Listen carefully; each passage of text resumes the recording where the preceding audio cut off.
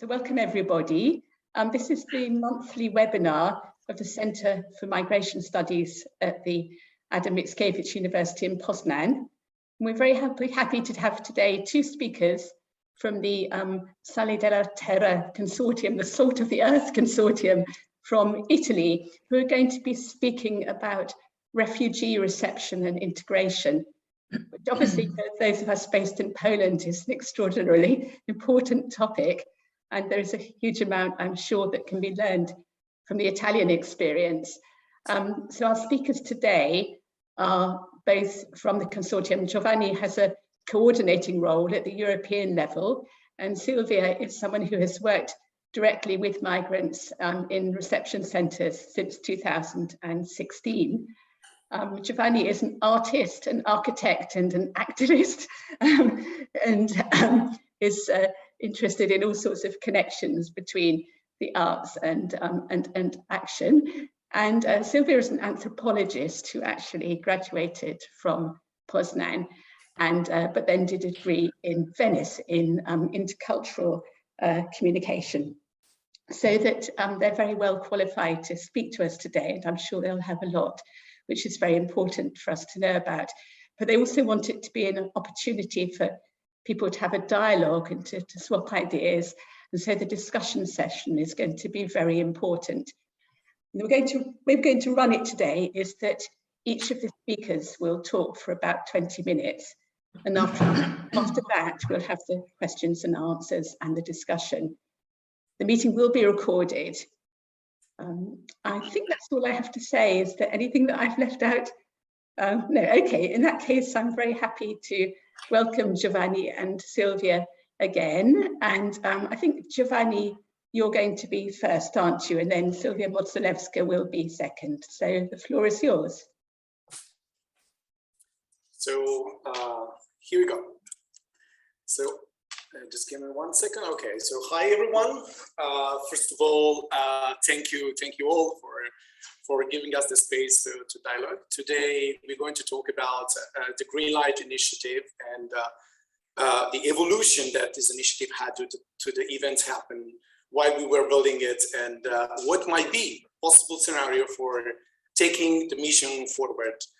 Who knows, maybe together. So after that, Sylwia will take the stage to talk specifically about our model of integration and a reception system in Italy. So let me just briefly introduce myself before to dive into our conversation.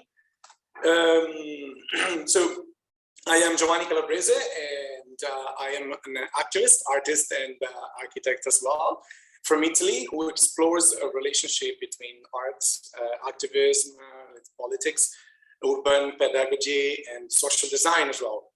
So I often lived and worked in marginal and difficult areas of the world, such as South America, Central Africa, in Kenya specifically, where I studied social innovation management. And I have also lived in rural areas in Italy, where I started supporting a small administration to strengthening social services by including artists in public administrations for initiating participatory process and experimenting new practices for social change.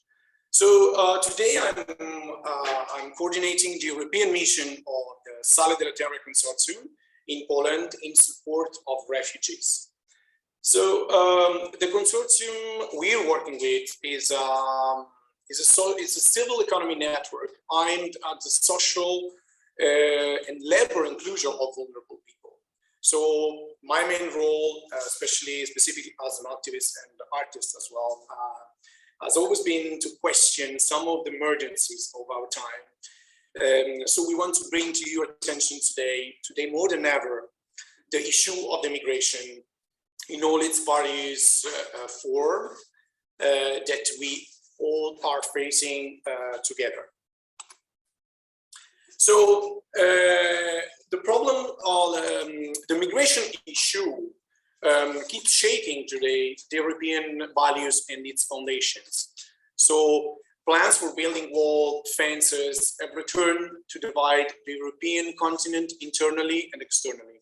So we just remember one of the first barriers was erected in 2011 between Greece and Turkey, followed by similar construction in Bulgaria, in Hungary in 2015,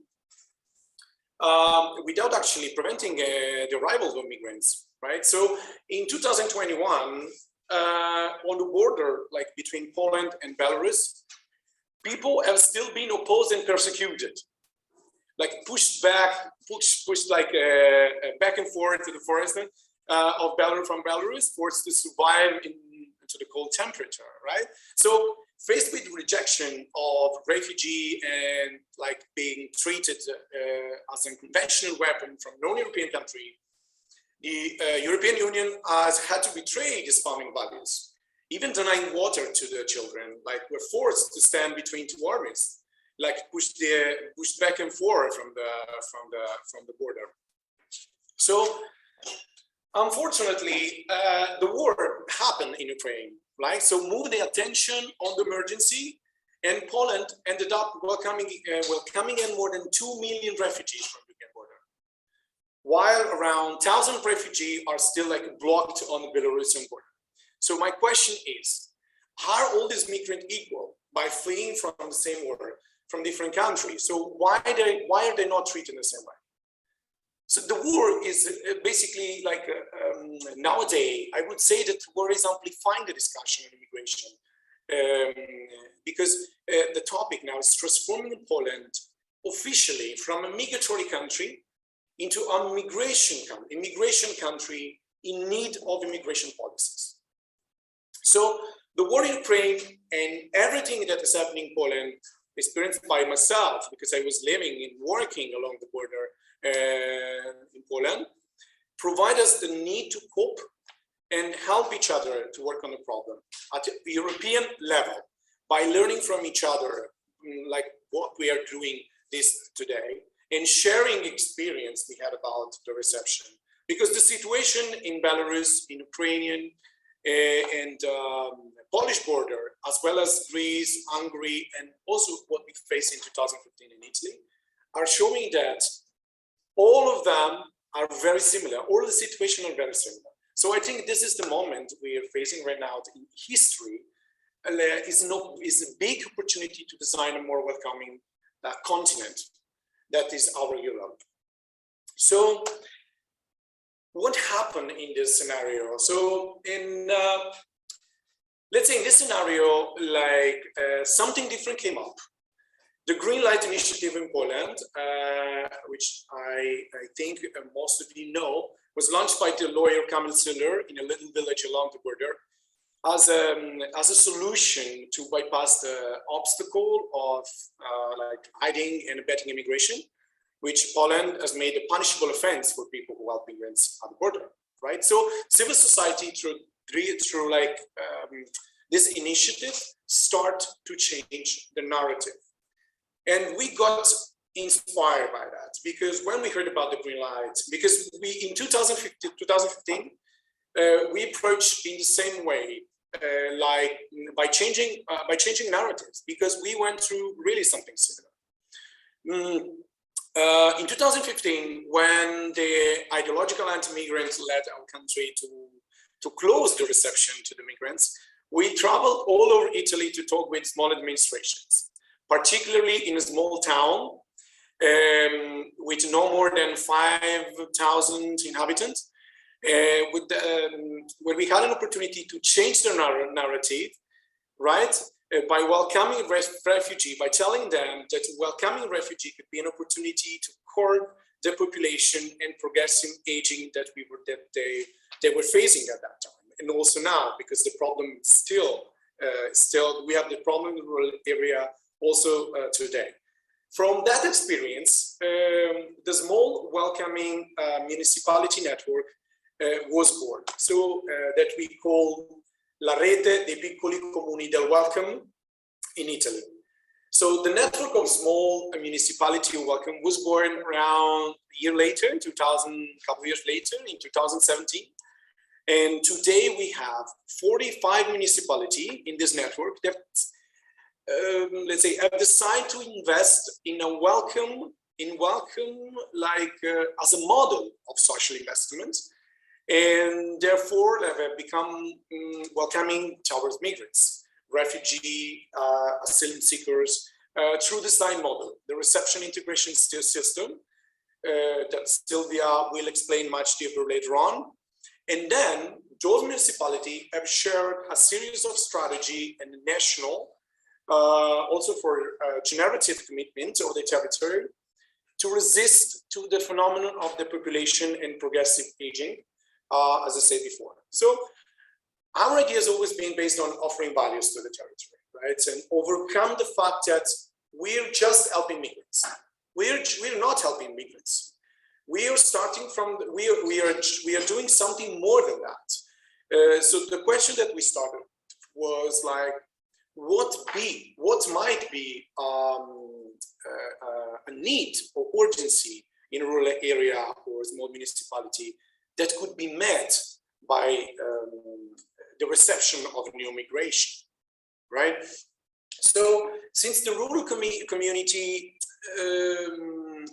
have many affinity and similarity throughout Europe, they're very similar, especially like, for example, in Poland, the region of Poznań or Lublin, that there's a orient part of the, really a very similarity with the rural area in the southern part of Italy. So such as demographic decline, progressive aging, and also closure, right? And also closure, because the system of closure is very it's very similar in especially related to the migration, because the closure comes from rural areas or most inaccessible area.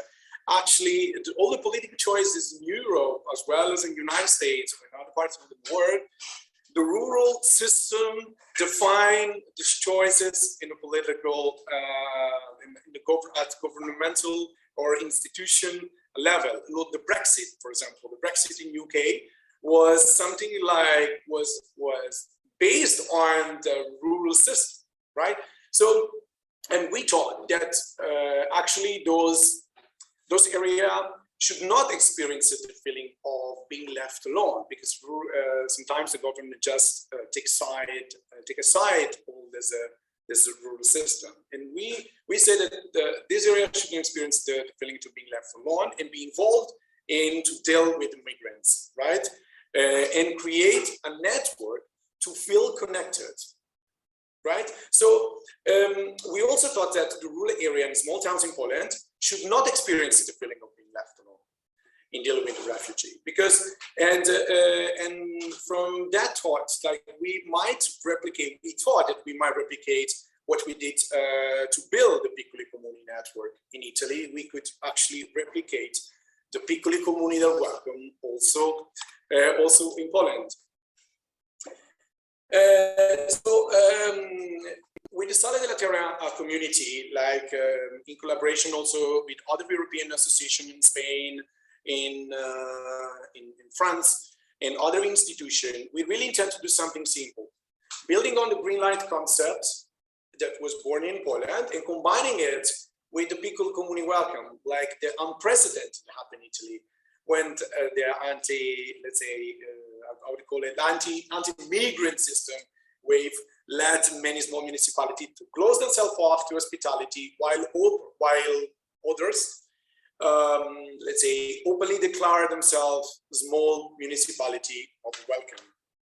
So when the crisis came to Italy, we were there in the south. We were actually here in the south. In rural areas had been really undervalued by the national government. We were in a part of the country really handling a problem that nobody's seen, no one's seen at that time, especially in rural areas. So rural areas have been feeling left alone in being presented with this big problem. And from the feeling about, do we have to solve this for all Europe? And this loneliness was not really a nice feeling. And from that, we started organizing to move around our country to find allies and build a network. From that, we managed to build like something by traveling around Italy with a campervan and to build this network. Finding a small town who wanted to be part of this network to reverse the narrative and become welcome. And we want to do something simple, something also like that in Poland. And especially according to what's happening right now, because we cannot sit back and say, okay, we are happy with what we did in Italy. We have to do something also there because Poland needs in this moment. So what we wanted to do is to support a group of experts, especially in cultural mediation and social design as well, who will be traveling with a campervan in Poland to reach these rural parts of the country to talk about our experience and talking about also our approach in being welcome in Italy.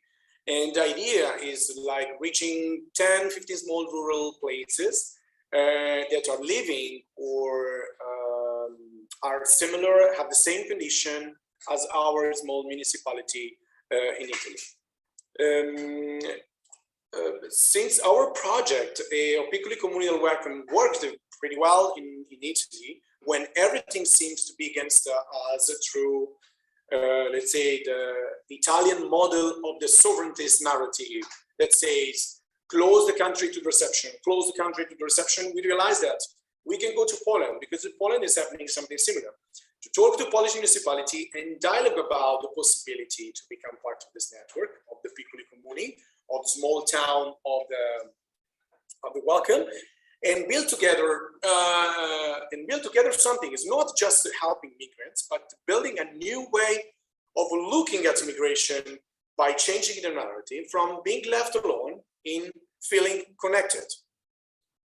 And actually, this is really something that the rural area can have actually in common.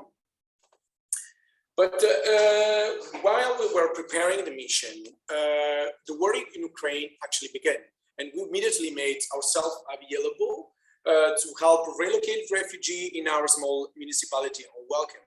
So this network really was functional and operational in this moment to help on emergency level. Transferring refugees from the border where I lived in Medica and Przemyśl, where we have like a first reception flat in Kielce, to then relocate refugee in a small town here in Italy, of course, depending on the availability in our network, where the model, the system of reception and integration is actually in place. So we started a project called Policino, and which is part of our mission. And like I said, it's not only giving refugees a roof where they can stay, but it's a possibility to be in a network that can help them to rebuild a way back to their homeland. This is just a picture of myself in Medica on the left side, and this is a picture of myself with the same family in Italy. In fact, actually, the Policino project was inspired by a fairy tale. The thumbnail, I don't know if someone knows, which actually was written by, there's two versions. One is the raw version and the other one is Grimm's Brothers version. And it's about actually a tiny child that managed to make a mockery of the obstacles that adults put in his way, circumventing them with cunning and without ever like judging anyone, and achieving his goal of returning home from which he had been sent away. So the project of Policino was like was a project in a project that I'm coordinating now, and it's operational and it's part of the European Welcome Mission that we're building for a more welcoming Europe through the Green Light Welcome Initiative. So our government in this moment is giving us the opportunity to even expand the model, the reception system and integration, so that we can ensure even a great cooperation between municipality here in Italy and have more place available for refugees. So, but what's happening right now? So we are providing a project that in some way helps to deal with the problem of refugee here in Italy. and cope with emergency there in Poland. But we have realized that by living and working there, that many of refugees wants to stay closer to their own country. So that this problem is greatly amplified immigration in Poland, and we need to do something to cope with that. So we have, it's really important to take into account that people want to stay close, and people, the 2 million people and more, the 2 million people in refugee like that goes to Poland, probably not all of them, but part of them, they want to stay there, and we have to intervene because otherwise Poland cannot solve this problem by itself. So we need to work together on that. So we have now a small amount of money to work on this project for 3 months since the day, let's say, this mission could start and we can travel to Poland. So what we want to do is traveling in there with a camper van, as we planned before and as we did in Italy, so sort of like replicate the experience because it works pretty well, and to reach a small municipality and the institution that you might actually indicate for us, and working together on it in the organization, and openly start a dialogue with that, to build a network to ensure first that we are all feel connected, to start a new conversation together for experimenting and prototyping a new way of looking at immigration instead of simply dealing with reception, because we have to change that. It's not about dealing with reception, but it's about looking at immigration in a different way. So this is something that we should like create sort of like table of discussion and working on it. So we plan to structure this mission in 3 main action. This is something like let's call it a draft. We can work on it together, or who isn't interested in. So first of all, we should start talking with the municipality. So we should find a municipality open to have a discussion with us, and maybe we could ask them if they need some support, and maybe the municipality that are aware or they want to become green light welcome, be part of this European movement, let's call that, or a mission. Second, once we got what we are, or what the needs are of the municipality, we can start, like I said before, building sort of like a table of discussion with university and with you, or with CeBaM as well, and whoever is interested. We have to create this table of discussion to have different point of view on the problem. We cannot say we know the problem, and you cannot say you know the problem. Maybe together we can have a big vision and work on it. Once we have done that, we work with, I call it archaeology of the problem. So we know what the problem really is. We can start prototyping and implementing and or sort of like adapting solution that maybe have worked in other contexts, like our side model of reception could also be implemented there at a certain level. Of course, the site it's a project at the governmental level, so we can involve the government, but we also have to involve the civil society to build it, because maybe we cannot build the same thing, but we can start having this model as a reference to build something more. So I really invite you to reach me out through email and by WhatsApp anytime, because this is just a starting point to talk to you, and I hope we're going to have a more discussion after that to see what you guys think about it and how can we do this together. I would say thank you for your attention, and I will give the stage to Sylwia. So thank you so much, everybody, to the space that we had. Thank you very, very much. Sylwia, would you like to start? Yes, of course. Good morning, everyone, and thank you very much for the invitation to this webinar. It's a great pleasure for me to participate because I'm personally connected to the University of Poznań, but also because of the current situation in Poland. I think it is really important to talk about reception system and organizing the presence of refugees. My name is Sylwia Modzelewska. I have been living in Italy since 2003. I have always been interested in the topic of migrants and refugees. And for the last 6 years, I have been working as a mediator in reception center in southern Italy. Specifically in the project called Reception and Integration System, included in the Piccoli Comuni Welcome, mentioned by Giovanni.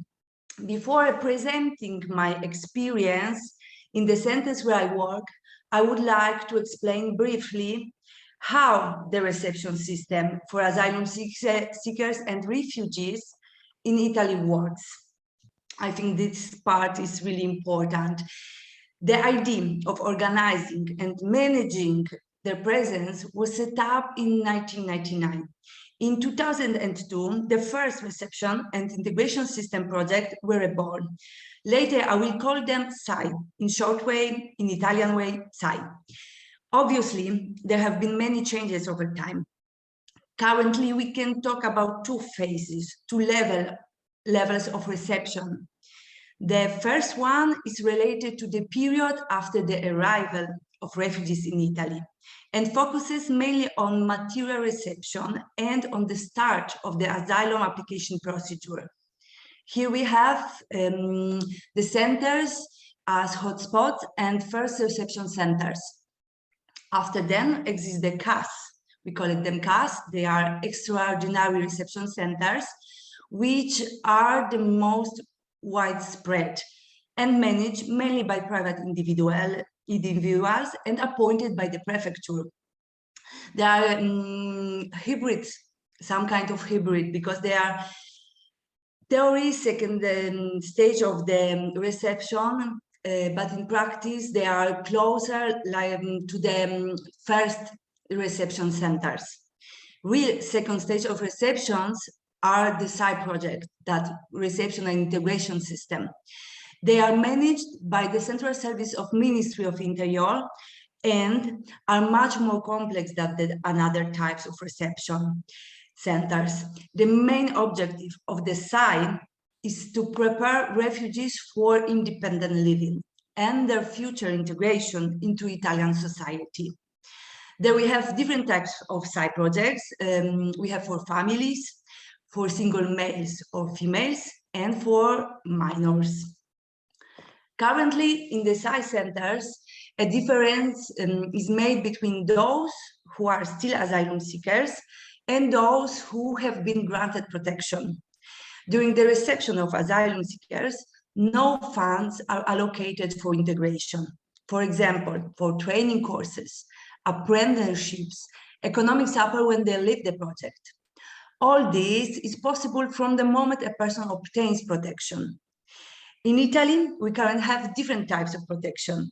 National one, we call it special permits, and it's given for medical treatment, for disasters, climate disasters, for acts of special civil value, for social protection, for victims of labor exploitation, and for victims of domestic violence. After that, we have these international documents, that is subsidiary protection, and of course, political asylum. There is also a difference in reception times between asylum seekers and those who have obtained the document. An asylum seeker can stay in the SAI project for the entire waiting time for the commission, plus the waiting time for the commission's response, and after has another 6 months that can be renewed. I would add that the wait for documents can be really long in Italy, even a year and a half or 2. A beneficiary who has already entered in the SAI project with the protection has the right to stay there for 6 months that can be extended. What are the reasons for extension? For example, important medical treatment, a training course or apprenticeship that we don't want to interrupt, or, for example, difficulty for finding housing and job for a single parent, etc., etc. The reception of refugees in Italy is not always correct, is not always good, especially regarding first-level reception center or that extraordinary reception centers. They often suffer from overcrowding, neglect, and problems in the provision of services. Site centers maybe are not perfect, but still the difference is really strong. I personally think that this state of affairs depends on two factors. The first one is that if we talk, for example, about extraordinary reception centers that are the most numerous in Italy, they are managed in private way, often with the aim of making money. Differently side, because they involve local authorities in government of projects, and their objective is to prepare people for independent life. The second important element, in my opinion, is that one connected with the control of the structures of the project. Side projects are frequently monitored. The management of funds, for example, the state of the refugee facilities, the services provided, we very often have some kinds of the control that coming from ministerium. Now, I would like to take you inside the project, one that I know personally. I've been working as a mediator since 2016. My first project was in Petrura in Pigno, was intended for families, maximum 18 people. After a year, I started working in the same time with the site in Rocca Bascerana, which was intended for single men and had 30 places available. The latest project where I currently work is aimed at families, 30 people, and is in Torre Cuso. How does it work? Let's find out through the experience of a real beneficiary, whose name I will change. Happiness arrived in our center in 2019. She was 26 years old, her daughter 4 years old. She was a single mother and coming from Nigeria. The first step we took together with Happiness was the explanation and signing of the contract that we call Agreement Pact. This is the contract between the guests and who manage the project, means the coordinator of the center and the mayor of the town. Because like I told you before, the municipality together with the cooperative are responsible for the smooth running of the project. The Agreement Pact is a very important document in my opinion, because it explains what the beneficiaries' rights are in the center and what the rules and duties are. In that meeting, Happiness was explained everything that the project would guarantee her. What does it mean? For example, a sum of money to buy food, clothing, etc. A place in a flat with another family, hygienic staff, support in registering with the health system, local registry office, enrolling her in Italian school and her daughter in kindergarten. After then, legal, psychological, mediation, and social assistance support in finding work and housing, and support when leaving the project, when comes the moment of the end of her project. The project must guarantee an individualized pathway to beneficiary, evaluate personal and work experience, and take into consideration the predisposition of the individual guest. On the basis of that information, the center's operators enroll a beneficiary in training courses, activate internship, for example, prepare the CV, explain how to look for a job in Italy. Be careful, this is an important point. The site reception center does not guarantee a work, nor is it obligated to find a job, but very often it acts as a bridge between employers and project guests. The main objective of the site reception is to give the right tools and information to make refugees as autonomous as possible. In that day, was also explained to Happiness that entering to the project is not compulsory, but a free choice. And if a person decides to accept the contract, he or she must follow several rules. What are they? First of all, we really, for us, it's really important participation in activities that are essential for the future integration. What they are Italian language courses, job orientation courses, civic education, then individual meetings with, for example, a psychologist, integration worker, social worker, educator, coordinator, etc., etc. There are also workshops whose attendance is not compulsory, but depends on one's interest. Happiness, like all the others, was free to leave the reception center on day when she didn't have project activities, but it was important to come back to sleep in the structure.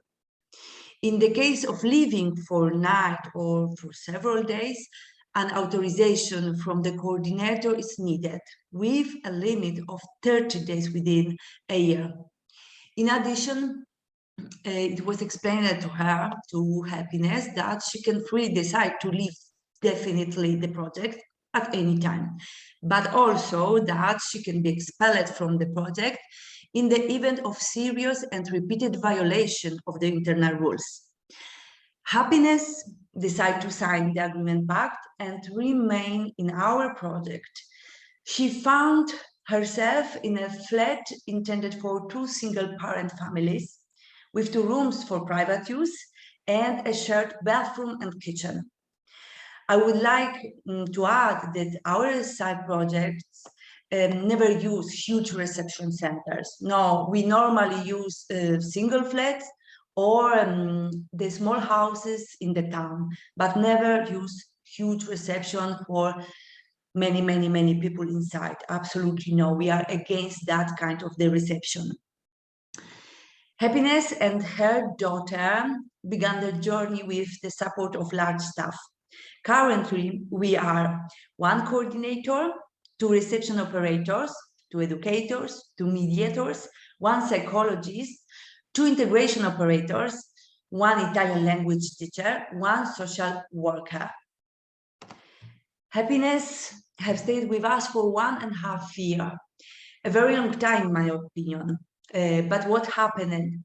This happened because of the ministerial extension linked to the COVID emergency, but not only. Happiness came to the project with the residence permit, the maximum one, as a political refugee. Very often it is given in Italy to victims of trafficking, means to people who have been sold, in most cases, for the prostitution market. The exit from it, but especially from the blackmail system, is very difficult. With time and gaining confidence, Happiness told me all about the path she took, the desire to live for Europe, but also the impossibility of doing so legally, that is by applying for the visa and traveling by plane. As we know, the world is divided in A, B, C, etc. citizens. Those who belong to the lower classes have many limitations to travel to Europe countries. The only way left is illegal, very expensive, and very dangerous. Happiness entrusted herself to a woman in Nigeria who promised her a job as a hairdresser in Italy. She was then subjected to a juju ritual where she swore her loyalty to the woman, the secrecy of their relationship, and the promise to repay the debt for the trip, 40,000 euros.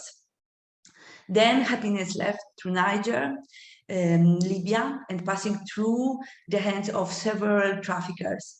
Libya was hell for her. She was kidnapped, brutally raped, and then sold in a connection house where for long months she was forced into prostitution. There she became pregnant. With the help of a client, she managed to escape, board a rubber boat and arrived in Italy. She was accepted in the first level project, gave birth to her daughter, went to the commission where she told all her story, and then obtained protection, after which she was transferred to our project. Her link with the traffickers was not over.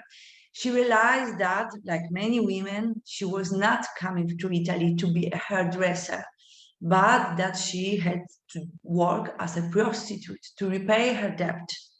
In Italy, she and her daughter could have all the protection possible, but the real problem was in Nigeria, where criminals came to Happiness's mother, threatening her with death if her daughter didn't pay back the money.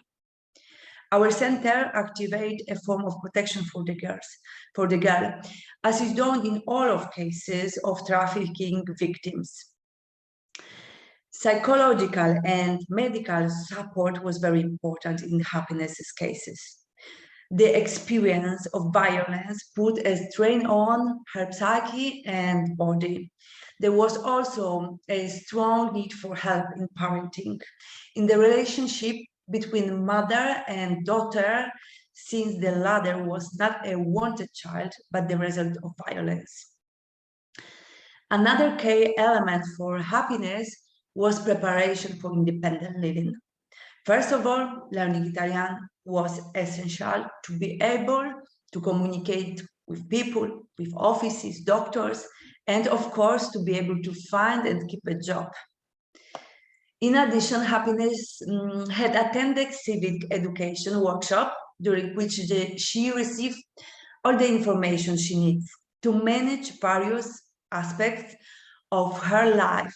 For example, how to renew documents, what kind of offices exist in Italy, rules of behavior, laws, etc.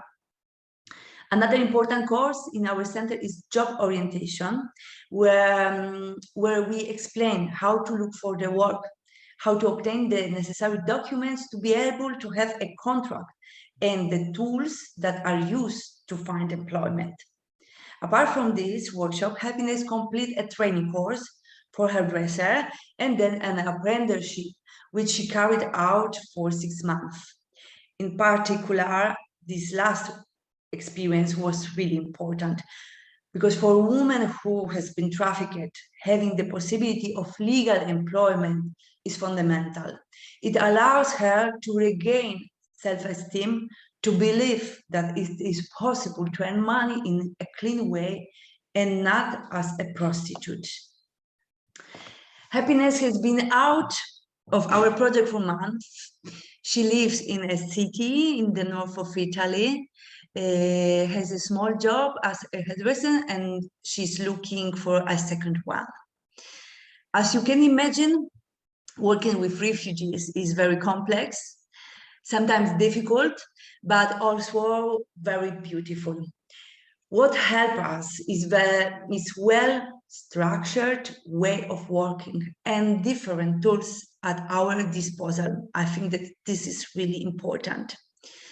In my opinion, the side projects are a good model for managing reception of asylum seekers or refugees. Of course, there are strengths and weaknesses. What are there? From my personal point of view, the strength of our side project are this. The first one, small number of beneficiaries in reception centers. This allows us to get to know each other well, to follow each person, to better plan the beneficiary's path, to intervene immediately in case of any serious problem. Housing. In my opinion, it is very important to have private spaces, especially in the cases of families units. Flats that are not overcrowded are a positive factor. Third one, small municipalities. Placing reception centers in small municipalities has advantages for both refugees and locals, particularly for the integration process. Weak points exist, the weak points, of course. Work. Since the creation of the small municipalities welcome network, a lot of work has been done to strengthen the relationship between employers and project guests. This effort is bringing better and better results. The fact remains that the areas where our centers are located have job offers linked to the characteristics of these places. The labor market is not very large, and it happens that a beneficiary with a specific qualification leaves the village of the reception center and moves to another location because of more job opportunities. Another weak point, residence time, always from my point of view. In my opinion, sometimes the residence time is too long, especially for those who enter the site as asylum seekers and have to wait for the commission, then for documents, and so on. It can take up to 2-3 years. Such a long time, such a long stay is harmful to the beneficiary. It creates a habit to being supported in the reception context and distances him or her from real life and from the difficulties that she or he will have to face it autonomously. Last weak point is a lot of bureaucracy in our projects.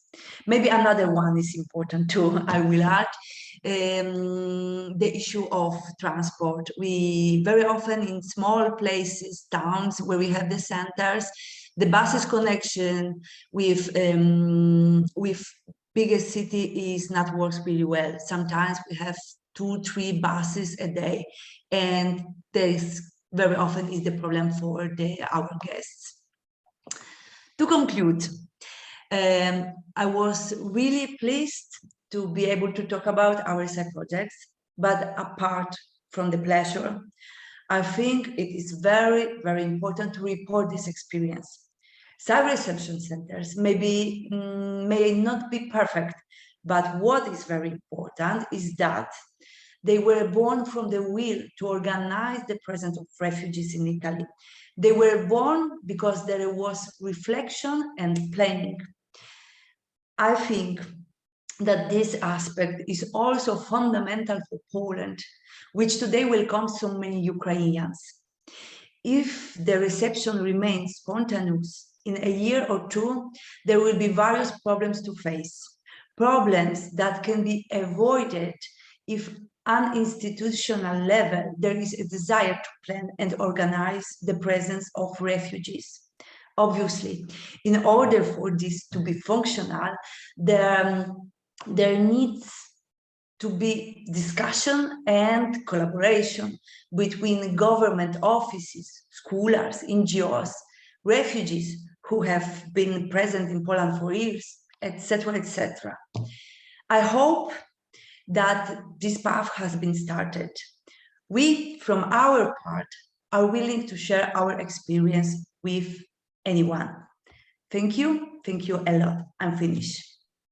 Thank you very much. Excellent, good. So we've had 2 really fascinating talks, rather different in their approach, but sort of complementary, which I think are very helpful to us here in Poland. And I wondered now if we could start the question and answer session. I think since there are not many people, it would be possible simply to take one question at a time.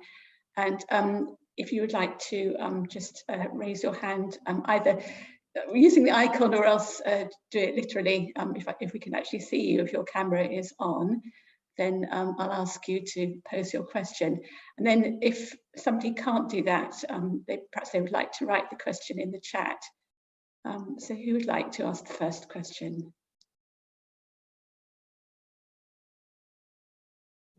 Okay, shall I ask the first question then to start us off? So there's one group you haven't mentioned, whom I think are very important, and that is the migrants who are already in the country.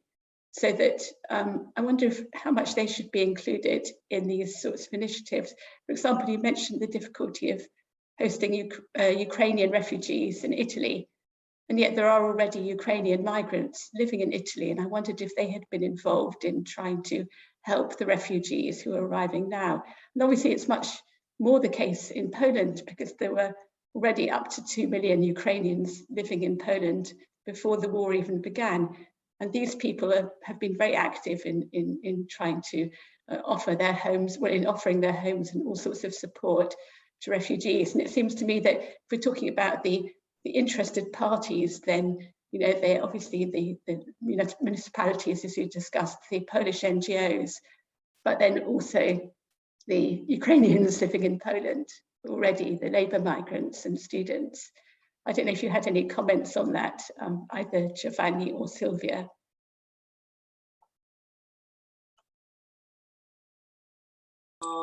Okay, so very interesting question and very interesting point to take into account, actually. Especially, so let's say that in small town, the community, we don't have lots of Ukrainian community, but in Benevento, this is really interesting news. We have the biggest foreigners community, which is Ukrainian. So we have really a big community in Benevento that is actually divided in two parts. There's one part that is really participating. Actually, they're creating WhatsApp group to help them, to help migrants, so and be really helpful in giving, right? In giving things. But as far as I know, they are not hosting them. There is like sort of like there's this division. There's people that actually are very welcoming with them. There are people that prefer to give instead of like welcoming people in. And this is really a thing that we are actually working on to create a more like united community, because when the war happened, we actually realized that the community, the biggest community in our town here in Benevento, it's big, but it's not united. They're all separated. Like they don't even know each other. And this is really a point that really came up with other problems. So sometimes, especially in my experience as a social designer, when you want to solve a problem, when you want to try to create a context to solve a problem, you ended up really discovering other biggest problems that are connected. And this is the complexity that we have to actually face to solve the problem also in Poland. But I think, Anna, this is really a thing that we should take into account. So how the community, how the residential community, how the community of the Ukrainian people now are participating in creating a new context to really help those refugees in Europe. I don't know if I answer your question, but so we have a community which is really participating, and we have also another community, part of the same community, that are really like trying to do something, but in a very distant level. So they want to give, they prefer to give instead of participating, right? So this is really a thing that we need to take into account. I don't know, Sylwia, if has something to add to it, but I am also talking about different small municipality and also our own town, which is the biggest town around different small places. So Sylwia, I don't know if you want to add something about it. Yeah, I can talk about my direct experience. I'm working in the project side for families, and we have 2 families from Ukraine. After that, we have 3 families from Nigeria and 1 from Libya. What about the integration? We try to do in the same way from every person who is taking our project. What happened at the beginning with Ukrainian refugees? Of course, big difference from population here in Torrecuso. A lot of help, a lot of support. You are really welcoming. But of course, this is not good for management of our project. Why? Because another beneficiaries who coming from another countries feels big difference with the treatment between Ukrainian and after then Nigerian and Libyan. And this fact for us was the problem. We tried to put the balance. And for this reason, we who manage a project, we try to do the same things to every person who is staying in our project, Ukrainian or not Ukrainian. And for this reason, integration path, we are doing in the same way, like workshops. Yesterday, because I opened one workshop that is intercultural workshop, where I try to talk about difference of culture, but for me it's really important that people from our project meet the people from Torrecuso, where they are staying. That is kind of relationship, knowledge, friendship, I hope in the future. This is really important because at the beginning it was very, very big distance. And this is kind of integration that we are doing, where participate everybody of our beneficiaries. The same is for another workshop in the town, meeting with nationals, Nigerian or Ukrainians. We try to do everything in the same way, to let participate people to the same activities of integration. Maybe with community of Ukraine, I'm agree with Giovanni, because I told yesterday to Ukrainian women here that in Benevento is many people from their countries, and they told me they don't want to meet them. They want to stay together, but I think that is another reason too, because the past of that family is really particular. I can talk about this because of privacy, but the story of these women is really, really particular. And for probably because of that past, they don't want to meet another Ukrainians because they will put in some way under the risk. I think is this. I don't know what will happen if not that problem, if they will be open to meet another Ukrainians or not, I don't know. Maybe with some new familia will discover it. Finish. I hope that I was clear. Thank you very much. Great. So I think Isabella Mine had her hand up. Isa, would you like to ask your question? Yes, I have 2 questions and 1 comment. So the first, I was really intrigued when you talk about the European level, and this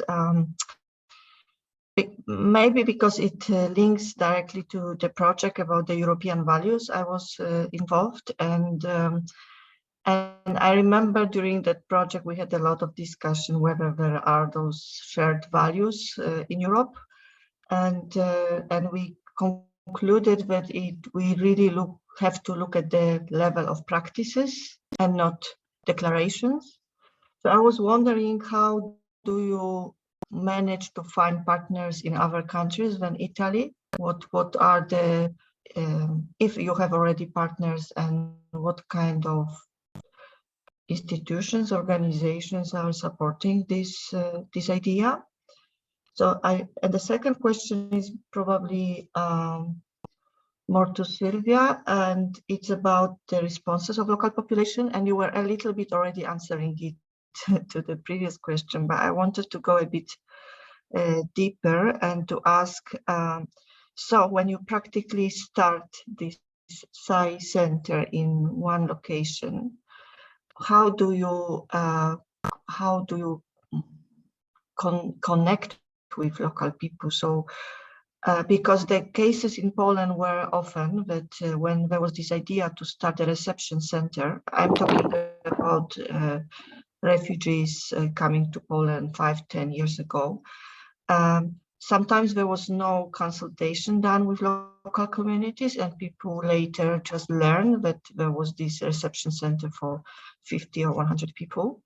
And sometimes they really didn't like it, and there were some conflicts. So I was just wondering how much you have the idea and you just go, or is it that you always have a local partner that would welcome you in this local, in this little municipality?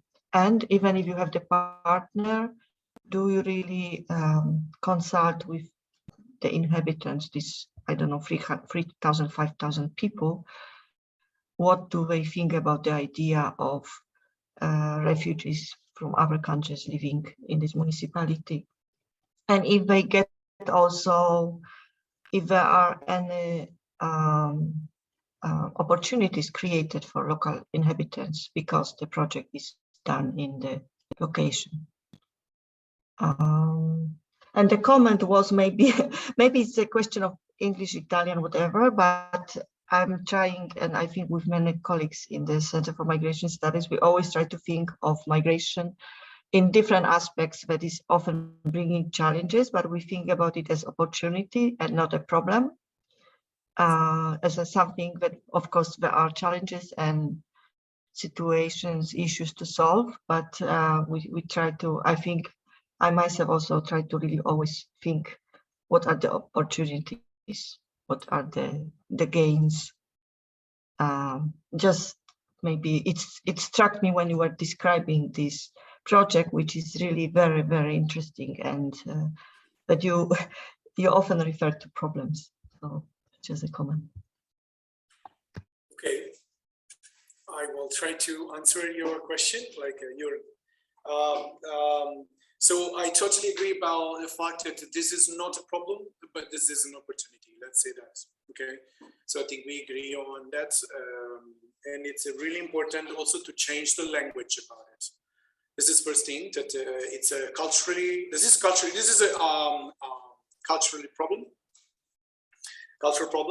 and this is one of the things that we have to face. So getting back to how we managed to do this project and how we can find a partner. So we really worked a lot about how to find a partner there. I managed to meet some sort of like people when I was in Poland, because I was living in Poland around a month. I moved there more or less since the war started, and I just came back last week. So I had the time to establish some sort of like connection there. One that is really close to us right now, it's the Foundation Somalia.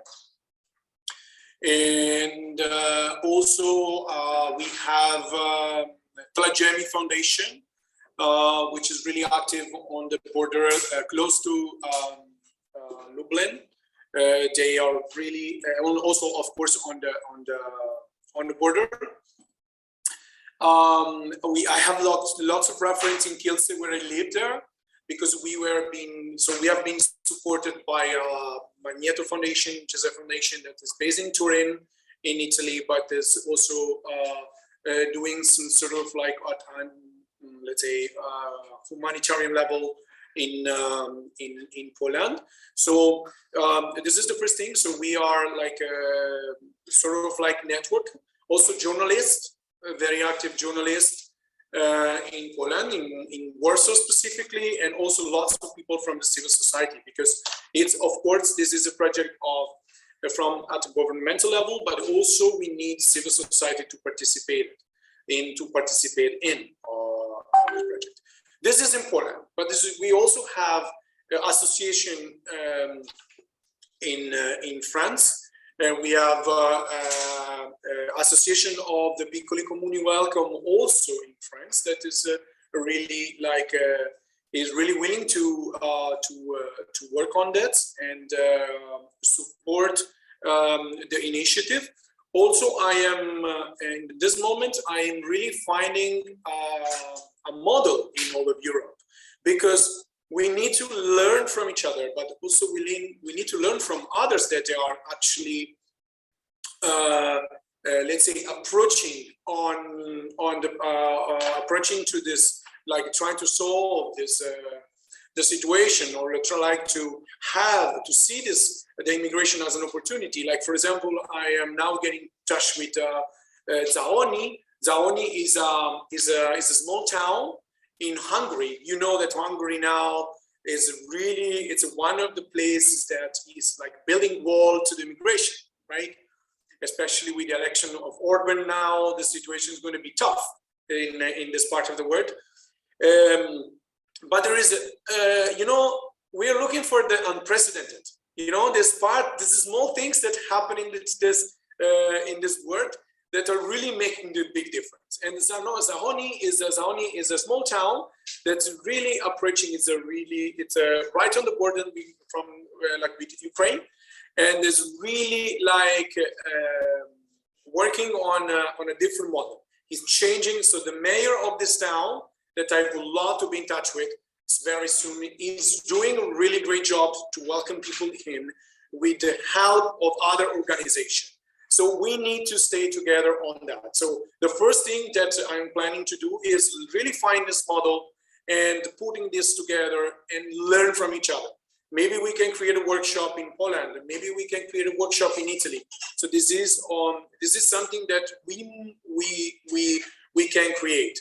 But first, I think we need to know what's happening. Like, for example, we face so we need to change the narrative from being left alone. And like I said before in the presentation, right? We now have been left, in 2015, we have been left alone, but we did something. But you, from Poland, you didn't know that, right? So probably you didn't know that. But we tried to change the narrative in the same way, Sylwia, with a small initiative, very simple initiative, try to do the same thing. So now it's time to stay together. We need to demonstrate that European Union now has a different direction. This is the time, Isabella. This is really the time that we have to stay together. So my question would be, and I will ask also to you, and would be also the question that can structure our future together. So how can we work together? How can we stay together to work on this immigration system, giving you the availability to be in Poland, to come in Poland and traveling maybe in this different municipality that you might have idea where we can do and create this sort of like moment of discussion about the topic. So the idea is traveling there and talking and doing the same thing we are doing today. Talking to them and be like, invite them to be on board. And then when we have like 5, maybe 3, maybe 2 municipalities that are willing to work with us, we can structure the path together to work on building a new way of looking at immigration, not as a problem, but as an opportunity.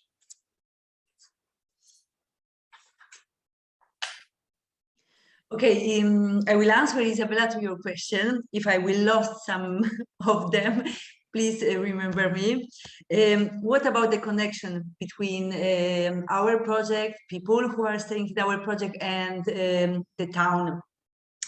It's quite easy to explain that connection exists, because the side projects are managed not just by cooperative and coordinator of cooperative who are doing the practice project, but in first place by the municipality, local authorities. The mayor is involved in the first place. Is the mayor who asking government to open the project site in own town. This is the main connection. The project site is not done just by group of the people, but exists the municipality, local authorities, the schools, because they host the children, families, the children, and that connection in automatically way going, okay? Plus exists the health system that is involved, offices of municipality like enroll them, give residence of that town is an obligation. The school for adults is an obligation to do it. That natural network exists. I think that this is strength of the side project, that is not separate organism. This is the network with the town. Of course, the presence of the migrants in small places at the beginning is not easy. People are afraid. I saw 3 different places, 3 different side projects, and I saw that at the beginning people are afraid. Not everybody's agree, but exists even some kind of the trust to the mayor who decide and have the support of the people to open the site project. Exists another element that is really important. I talked a little bit before about the CAS, Extraordinary Reception Centers. There are really, really many. There are 5,000 in Italy. They should be open just for short time, extraordinary, but they are going for long time. They exist. They are never were closed. There are 5,000 places in Italy. The site project are 760 more or less, really less. What is happening for small towns happened in the past? The private people start to open the CAS, this extraordinary centers reception, because of the money. This was the way to have no control on that people and earn a lot of money, was the business in some way. But for small towns means that business, what is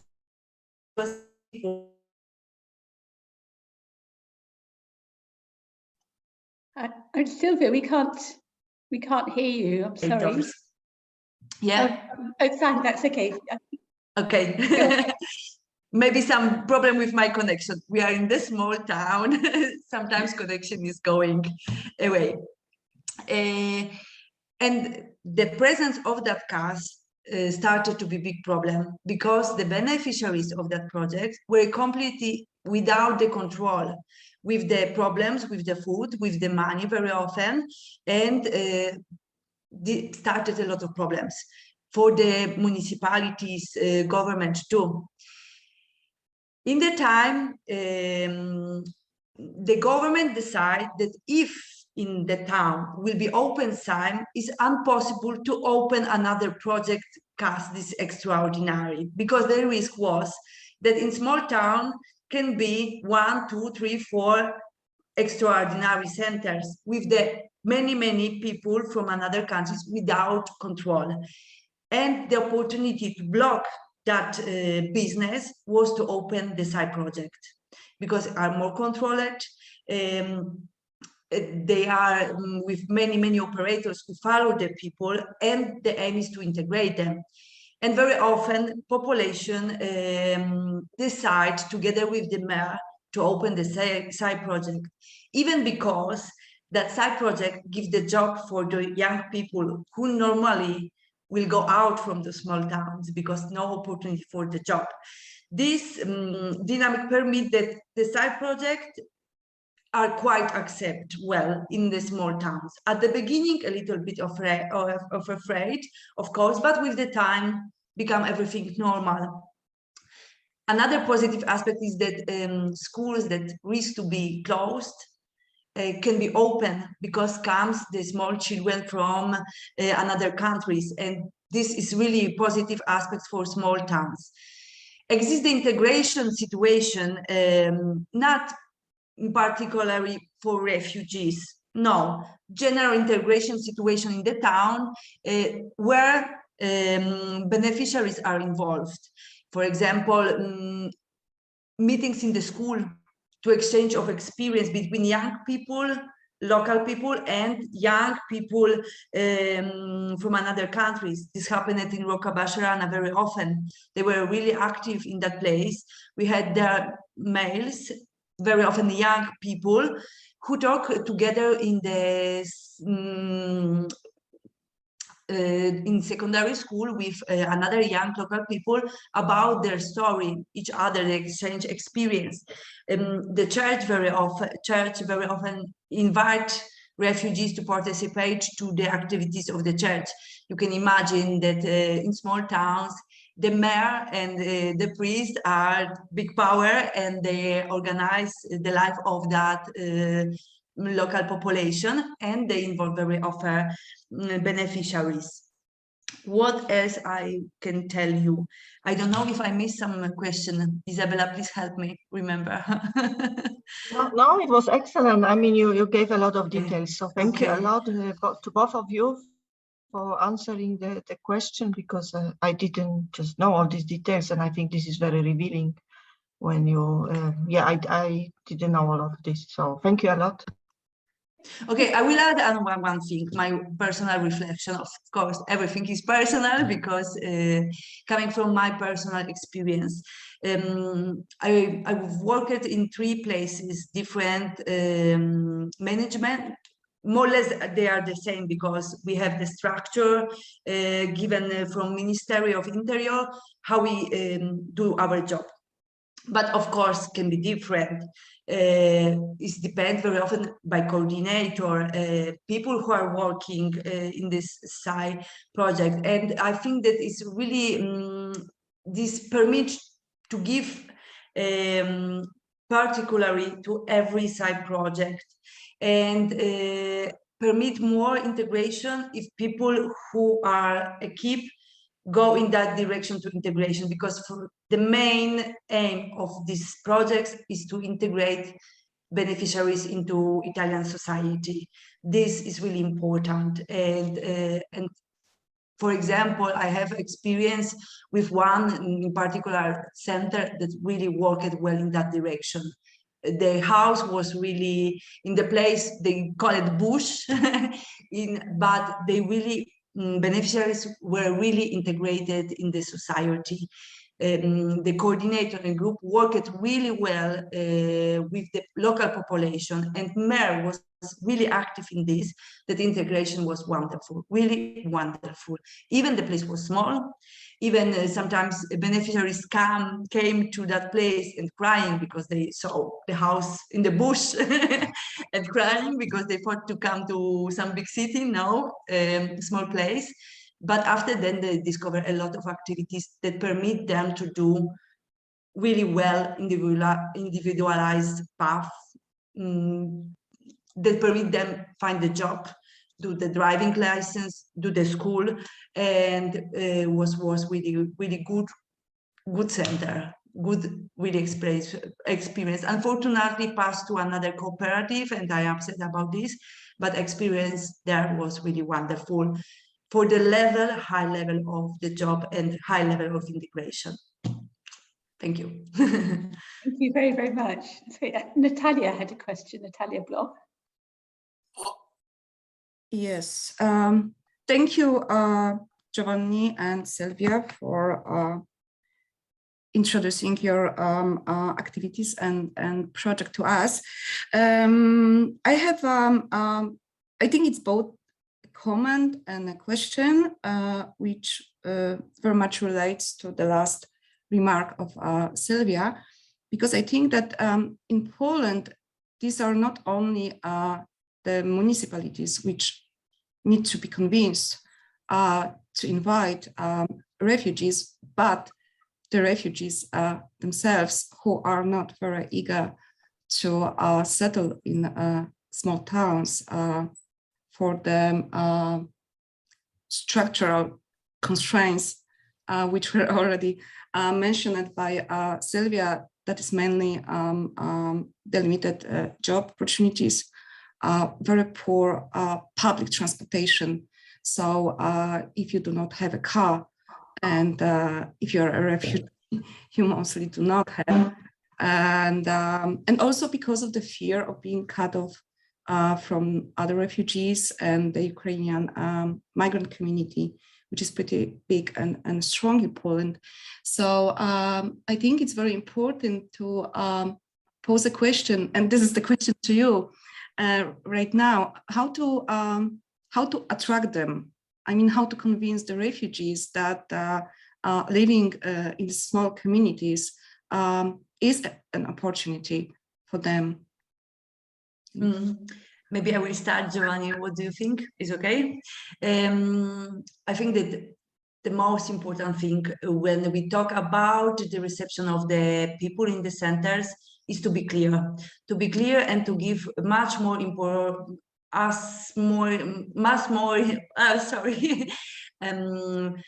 a lot of information, give a lot of information because to be clear is fundamental. Hiding the things, don't talk about this is really bad, because after then you have many problems, and that problems is possible to avoid. The first thing I think that is important, to tell to person that you would like to invite to the project in a small town, small village, is what the project can give you. Explain the positive things that project will give you. It will give you courses of language, protection, housing, some money, workshops, etc. This is important to explain. Another thing that I explain always for the people, because I saw desperate people, why I'm staying here in this bush, for example, is that it's not for whole life, it's just for some month, where you have time to reflect and plan your future. Another important element to explain to the person who will come to the project, who validate to come or not to the project, in our case in Italy, stay on that project, side project, is not an obligation. You can undersign the contract to stay with us in that site center, but after 2-3 days, after 2 months, if you feel that it's not for you, you can leave it without any problems. I know that stay in small towns is not easy. It's not easy to have no transport, being some way isolated. This part exists. But if the center work well, can give a lot of opportunities like job trainings, courses, languages, driving license, many things that you can use after the project. And the project is not for whole life. We're talking about 6 months and 1 year, and that you can use it to build your future. Normally, I see in that direction the conversation with person who will come or not to the project. Important is to clear everything and explain strengths and weaknesses, because of course they exist, and after then leave the free decision to the person if to enter in that kind of project or not. Validate, leave the time to reflection, and after then even person enter, but doesn't like, can always definitely leave the project. I see that situation that way. Have the centers in small towns is not always paradise, can be paradise, are the strong point and weak point. And what is important to be clear, convince the people that everything will be wonderful, in my opinion, not exist, because can be, this can't happen, nothing will be perfectly. Are the strong points and weak points, and it's important the person is aware of that fact. Can I add? But I will add that stay in small towns, what I explain very often to the people, particularly from Nigeria, that would like to stay in big city. I explain them, it's true, you have no car, you can go freely to do shopping, for example. But have the community around in small towns can be really easier for the future, for plan future, because if people know each other, they really very often help to beneficiary. This is one strength of staying in small town. The possibility for the children is better in small towns. I'm talking about Italy than in big city. Rent the house in the future, if you find a job around, is not so expensive like in the city. And I think that it's important to reply about these good positive factors to the person who will enter in the project. Can I just add something, Natalia? Very quickly, yeah, very quickly. I wouldn't use the word convince.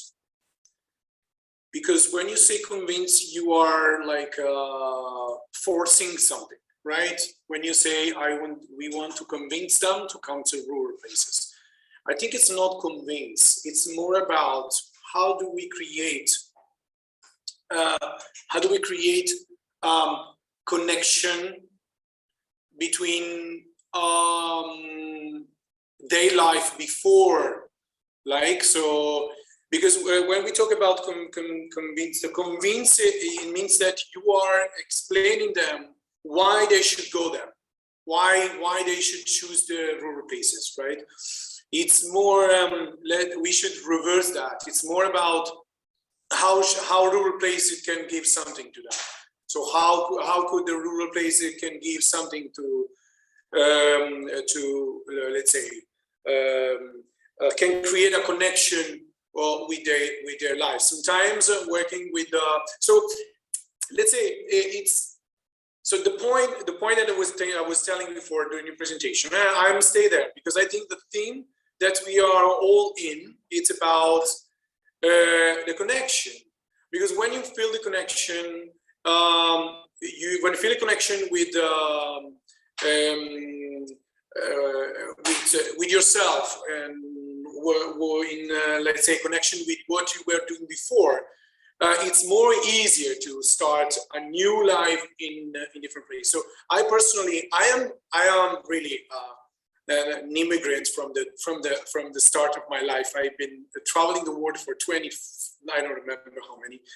So, and one of the things that I experience myself when I travel, even of course is a different level, because we're now talking about refugee and I'm not refugee. So this is really a different level. But I think what we have in common and feel something that belongs and reflects our life before, right? Just to create some sort of like base where we can pose our life in a certain moment. So I think the point is not convincing them, but I think not convincing them, but creating with them a context. Because the rural places are not like, I lived in different rural places in different parts of the world. And it's not easy, of course, because we are in a world that's trying to create this, like the space to be alone, right? Even the technology creates space. So we are alone. Now we are together, but basically we are in front of our laptop and we are talking with you, right? So it's not a place where we can stay together. And this is creating a sort of distance. So the theme of being left alone, I think, or feeling and transforming it in feeling connected, it's really a topic that belongs to everybody, and also to refugee, because I don't even like the word refugee, right? So even though we have refugee, I don't really like the word refugee, and I think it's important to treat them like us. So when I try to help them, I really wondering myself, what if I was in their position? I were in their position. What if, so these things is something like we should work on. So I don't know if I also add something to your question. Anyway, I also I brought a question in the chat, and because I would really love to keep forward this discussion, because it's becoming even more interesting, especially with those questions that can become really a ground to build on. And it would be really an interesting point, reorganize a table of discussion, a round table with the chairman, maybe in presence physically there. And maybe this could be something that we can start doing together. I don't know what you think. So now I am like, I have a question for you. Like, should we try to create a moment like that? So, or I don't know. What do you think about it? I think it's structurally a little bit difficult, but really, so your question raises a lot of other questions. So that's why it's hard to answer it now, because I think that you have this structure of SAI, and we don't have this kind of structure in Poland, and we are not looking to create a reception center or a center for foreigners who are waiting. And the Ukrainian refugees are in also completely different legal situation than refugees who came before. So it's quite complicated, I think. to find like structural way to invite municipalities, small municipalities, to participate in this. Maybe it could be done from the like bottom up level, but when, so yeah, I think we can all think about it, all the people who took part, and learn more about your idea, and just stay in contact and think what are the options, what are the possibilities. So there were also some people here from this Center for Integrations of Foreigners who were created in smaller towns in Wielkopolska. So we can think about it, I think, the people who are here, and see what is possible. I don't know, maybe somebody would like to add. It seems to me that this is a discussion that we should have outside of this webinar. So maybe we should finish now, particularly since it's already after 11:30. It was really, really interesting, but this is just we're just finishing this particular event, and obviously we'll stay in touch after it. I'd like to say thank you very, very much, both to Sylwia and to Giovanni, for giving us such a fascinating presentation about your work, and then also to people who asked the questions and for the lively discussion. So I don't know, it's always very difficult. People have their sound on, but I'm going to clap anyway, and people can perhaps clap with the icon or whatever. Thank you once again. Thank you, all of you, for the time and the space that you got. Thanks a lot for being here. Really, for us, was an honor. Thanks a lot. Thank you from my part, and Isabella, thank you for invitation. Really, for me was really important because of the topic, and particularly I think that it's really important to talk about that situation in Polish context, and because because of University of Adam Mickiewicz and my past story like a student in ethnology, anthropology. Thank you a lot. Thank you. Thank you. You are welcome. And thank you. Thank you. Let's stay in touch. Yeah. Thanks a lot. Thanks, Isabella. Bye. Bye. Bye. Thank you.